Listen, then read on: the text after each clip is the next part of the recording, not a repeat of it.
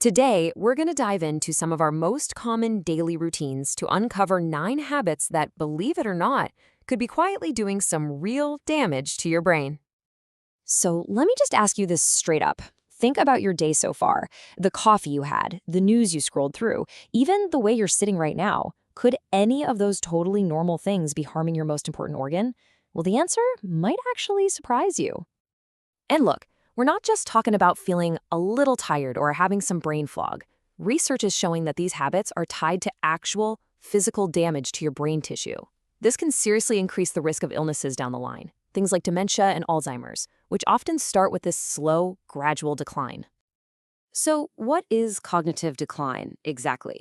Well, think of it like a slow burn breakdown of our core mental toolkit, our memory, our ability to think critically, and even our power to learn new things. It's so important to understand this because these are the exact functions we all want to protect. Now, the good news here is that these habits aren't just some random, scary list. They actually fit pretty neatly into 3 key parts of our lives. And that makes them a whole lot easier to spot and, actually do something about. So we're going to walk through each one. All right, let's start with our internal world. These are the habits that have everything to do with our mental and emotional health. It's all about what we're feeding our minds and how we're choosing to interact with the world. So in this first part, we're going to tackle 3 really big ones: our constant diet of negative news, the real physical impact of being isolated, and, of course, that habit pretty much all of us are guilty of: way too much screen time. First up, doom scrolling. You know what I'm talking about. Constantly flooding your brain with negative stuff isn't just a bummer for your mood, it has a real physiological effect. It basically puts your brain on high alert, kicking its fight or flight system into overdrive. And when that happens again and again, it leads to chronic stress, which is just brutal for your overall health. Next, let's talk about loneliness. This isn't just about feeling sad. It's a type of chronic stress. In fact, a 2012 study from Ohio State found that this kind of stress actually triggers responses in the brain that can make you more vulnerable to really serious things, like strokes. And of course, the ever-present screen. Research is showing that spending too much time staring at our devices can physically change the brain's gray and white matter. I mean, that's the actual tissue that processes information and lets different parts of your brain talk to each other. This damage often shows up in the frontal lobe, which is like the CEO of your brain, responsible for all the complex thinking and planning. Okay, let's move on to our next section. We're shifting from the mind to the body. These are the habits all about how we physically power ourselves, which, as you'll see, has a direct and massive effect on our brain. So here, we're going to look at what happens when we eat too much sugar, the age-old debate about skipping breakfast, and the real impact of just not moving enough. We often think of sugar as a problem for our bodies, but it's a huge problem for our brains, too. A high sugar diet can cause a major imbalance of nutrients, and this can lead to something called brain malnourishment. It's like your brain is literally being starved of the good stuff it needs to work properly. Next up, skipping breakfast. Why is this such a big deal? Well, it really comes down to this number, 8. After you've been asleep, your brain has been fasting for about 8 hours.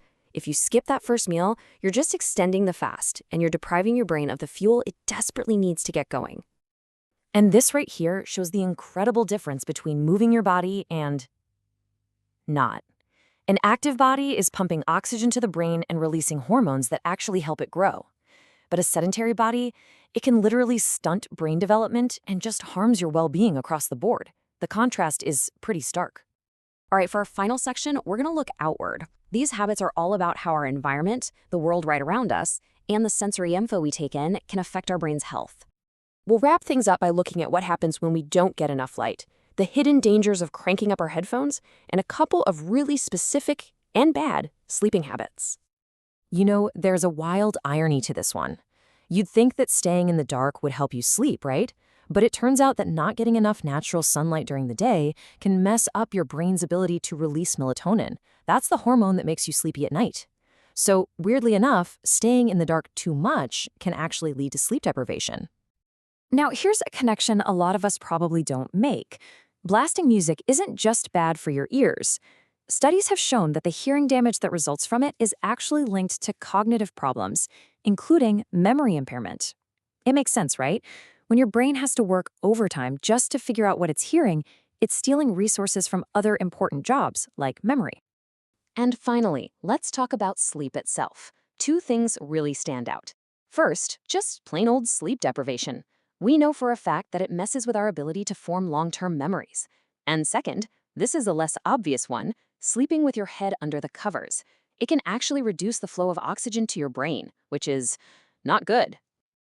Okay, so after all of that, let's totally shift gears. We've gone through the problems, but the real point here is to empower you. This isn't about making you anxious. It's about building a better, stronger brain starting right now. And honestly, that's the main takeaway. The single most important thing you can do is just become aware. Just recognizing which of these 9 habits might be showing up in your own life. That is the most critical, most powerful first step, because awareness is what makes change possible.